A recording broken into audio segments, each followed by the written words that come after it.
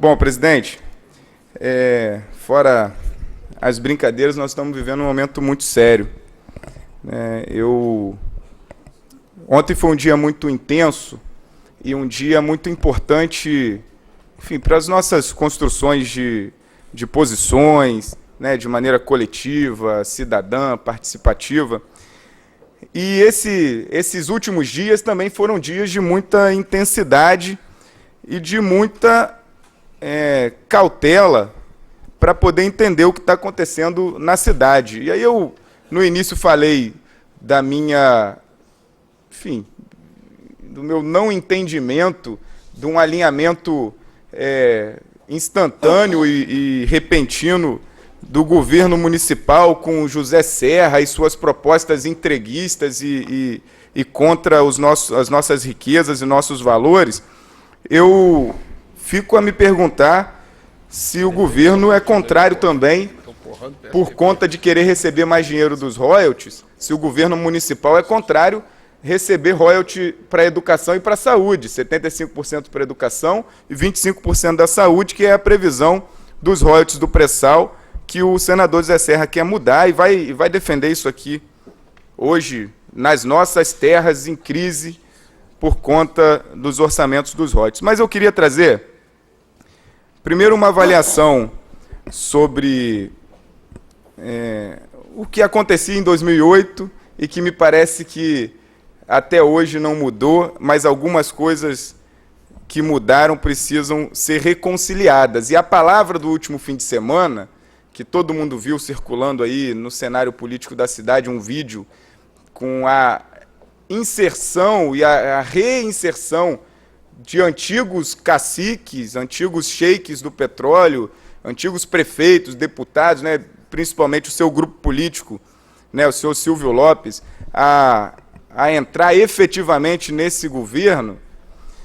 Eu achei um texto de 2008, porque a história ela nos faz corrigir caminhadas ou rever, né? E ela não nos pode permitir erros, né? E quando a gente escreve, e eu sou jornalista, eu gosto normalmente de escrever muitas das minhas opiniões, a maioria das minhas opiniões eu escrevo. Quando a gente escreve, a gente tem responsabilidade pelo que escreve, ou pelo que assina, porque a gente está percebendo que algumas coisas são assinadas sem escrever, ou pelo menos sem ler, que é o que está acontecendo agora no debate do Plano Municipal de Educação, que eu vou entrar em algumas considerações daqui a pouco. Um texto impresso no Jornal Debate, veiculado no Jornal Debate, em 29 de agosto de 2008, dizia o seguinte: há 20 anos, Macaé é administrada por um mesmo grupo político, cujo interesse principal é a perpetuação do poder, agindo como se o município de Macaé fosse um bem privado. Dentro desse contexto, seria inimaginável uma nova candidatura que se desvinculasse de ambos os grupos, Silvio e Riverton, PSDB e PMDB, e buscasse, de forma independente, novos caminhos para a população, que vive em busca de dignidade e de recuperação de sua autoestima. Nos últimos 8 anos, lá atrás, segundo o texto, a arrecadação dos royalties aumentou cerca de 300%. Somente no primeiro semestre de 2008, a cidade tinha recebido mais de 223 milhões. Em maio de 2008, o roubo a transeunte cresceu, o furto de veículos aumentou. Enquanto isso, a prefeitura destina apenas menos de 1% do orçamento para a segurança pública.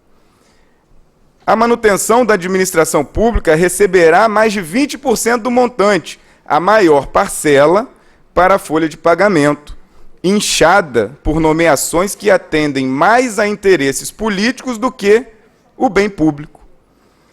Discordo do ex-Silvio Lopes e do atual prefeito Riverton, porque quero um governo que cuide e dignifique a nossa gente, que seja capaz de prestar conta de seus atos e administrar com competência e transparência, acabando de vez com práticas que já não são condizentes com uma gestão pública moderna e eficiente, que toda a população compartilhe das riquezas dos royalties. Discordamos e repudiamos a forma como Silvio e Riverton tratam a nossa cidade. Macaé precisa modificar a forma de pensar e agir. Macaé precisa de mudanças. Em 2008, vereador Amaro, eu votei em 2008 nessa proposta. Eu votei em 2012 nessa proposta. Eu não mudei. Eu não estou com Silvio, eu não estou com Riverton. A cidade mudou pouco, porque está aqui o diagnóstico. Agora, a reconciliação não é de quem foi a esperança com o passado. A reconciliação precisa ser da gente com a gente mesmo, com as nossas palavras, com o que a gente escreveu, com o que a gente assinou, com o que a gente se comprometeu. Porque não é um compromisso só com a gente. Quando a gente se coloca à disposição da disputa pública, de se colocar à disposição de ser servidor da sociedade, ser testado nas urnas e testado pela expectativa das pessoas que você pode representar algum tipo de mudança e de transformação, você não tem um compromisso só com você. Então, precisa primeiro reconciliar com ele mesmo. Esse texto foi escrito pelo prefeito Dr. Aloysio, candidato a prefeito de Macaé em 2008. Então, eu queria começar um outro tema, trazendo uma fala de Dom Helder Câmara, que diz que enquanto houver na terra flores, crianças e aves, podemos ter certeza de que a esperança não morreu. Então eu tenho certeza que a esperança não morreu, mas nós precisamos tratar muito bem das nossas crianças, das nossas flores e das nossas árvores. As flores estão sendo bem tratadas nos jardins. Agora, as crianças, a gente está vivendo um sério problema que hoje a gente vai discutir desdobramentos. Metas que são fantasiosas, que não dialogam com a realidade, que não trazem os diagnósticos corretos e claros para a gente entender o Plano Municipal de Educação como algo possível em 10 anos, ou em 4 anos, algumas metas são para 4 anos ou 2 anos, e as coisas estão sendo apresentadas apenas para cumprir tarefa e receber verba federal. E, para piorar, a ausência de discussão e de condições de participação efetiva da sociedade. Os atropelos que foram feitos a todos os prazos, quando chega aqui na Câmara, de maneira corrida, atabalhoada, confusa, atrapalhada, dificulta que a própria Câmara cumpra o seu papel, que é chamar a sociedade para discutir. Padres, pastores, lideranças pastorais, movimentos sociais. Nós não podemos fazer isso, presidente, com a melhor das intenções, de não permitir que o município de Macaé deixasse de receber verba federal. E aí passamos um fim de semana inteiro estudando o que está nas metas. São 20 metas, cada meta tem mais de dezenas de estratégias. E nós tivemos polêmicas, por exemplo, em 3 dessas estratégias, ou 4 no máximo, que trata da questão da ideologia de gênero, que inúmeros movimentos interpretam que é a porta de entrada para distorções do papel da escola na formação sexual das crianças, dos meninos e das meninas, que a intenção, a interpretação é que essa ideologia retira a possibilidade de fazer esse debate, de defender que menino é menino e menina é menina. Então, esse plano que chegou para nós, ele causa abertura para essas distorções, e nós precisamos corrigir. Então, eu tive muito cuidado na construção da minha posição, das minhas emendas, das formas que a gente ia construir aqui, por conta de não ser, primeiro, exagerado, segundo, reduzir um debate que, para mim, é muito amplo. A educação é um debate muito amplo, simbólico, que corresponde ao desenvolvimento de todas as crianças da cidade, mas principalmente aquelas que são excluídas o tempo inteiro do processo de direitos, da garantia de direitos, né, que estão nas escolas públicas e principalmente das periferias.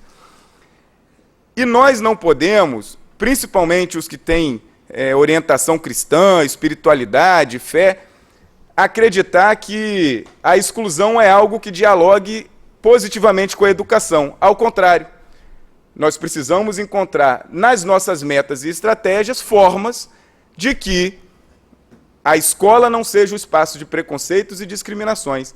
Porém, ela não pode extrapolar o seu espaço. Ela não pode agredir o que é papel da família, o que é papel da fé e o que é papel da escola. Então, a minha posição sempre foi nesse sentido, mas precisava se dialogar com vários movimentos que, em alguns momentos, exageraram. Por exemplo, presidente, eu fui questionado no fim de semana muito se eu estava votando aqui contra ou a favor a adoção de banheiro coletivo nas escolas. Isso não está sendo votado aqui. Né? Literalmente não está. Eu fui questionado se eu voto a favor ou contra o professor deixar de chamar o menino de menino e a menina de menina. Isso também não está escrito no plano. Né? Então, só para deixar claro, o meu esforço foi que a gente ampliasse o debate do plano para a educação e que dentro do debate da amplitude do plano tem essa pauta que precisa ser tratada e nós vamos tratar com as emendas que apresentamos. Então, eu ia citar aqui, mas não vai dar tempo, as minhas emendas, mas queria só encerrar, presidente, com uma oração de São Francisco de Assis, que diz o seguinte: no silêncio desse dia que amanhece, venho pedir-te saúde, força, paz e sabedoria. Quero hoje olhar o mundo com olhos cheios de amor. Quero ser paciente, compreensivo, manso e prudente. Ver teus filhos além das aparências, como tu mesmo os vês. E assim não ver senão o bem em cada um. Cura meus ouvidos de toda calúnia, guarda minha língua de toda maldade, que só de bênção se encha o meu espírito. Que eu seja tão bondoso e alegre, que todos quantos se achegarem a mim sintam a tua presença. Reveste-me de tua beleza e que, no decurso do dia, eu te revele a todos. Amém. E vou encerrar, presidente, dizendo o seguinte, que Seu tempo está esgotado. Só para concluir. Eu ofereci mais um minuto a São Francisco. Ao senhor eu não posso oferecer. Só uma frase para concluir. Em respeito ao santo, vereador, o seu tempo está esgotado. 3 minutos, vereador. Nós atendemos São Francisco, mas o senhor tem... 30 segundos. Que a prudência rezada por São Francisco, ela não permite distorções e exageros, e esse é o debate que a gente precisa fazer no Plano Municipal de Educação.